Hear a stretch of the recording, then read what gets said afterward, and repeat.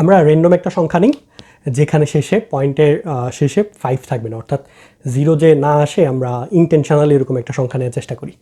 Suppose 0.4 নিলাম। হ্যাঁ, 0.4 এটা একটা ডেসিমাল সংখ্যা।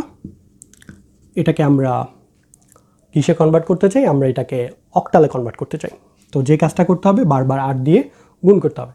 0.4 এটাকে যদি 8 দিয়ে গুণ করো, 4 এটা 32, মানে হচ্ছে 3.2।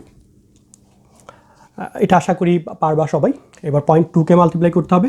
0.2কে যদি মাল্টিপ্লাই করো তাহলে পাবো হচ্ছে 8 দুগুণে 16 মানে 1.6, 6 এটা 48 মানে 4.8, 8 এটা 64 মানে 6.4।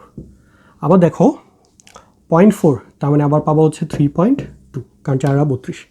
এখন একটা জিনিস খেয়াল করে দেখো যে এই মানটা তুমি রিপিট পাচ্ছ বারবার, 3146, আবার 3146, এই মানটা রিপিট হবে। সো তুমি চাইলে এটাকে অ্যান্সার লিখতে পারো এরকম 0.3146, উপরে তুমি পৌনঃপুনিক দিয়ে দিলাম, মানে এই মানটা বারবার রিপিট হবে। সো এটা হচ্ছে অ্যান্সার। হ্যাঁ, আচ্ছা, রিপিটেশনটা অনেক পরেও আসতে পারে।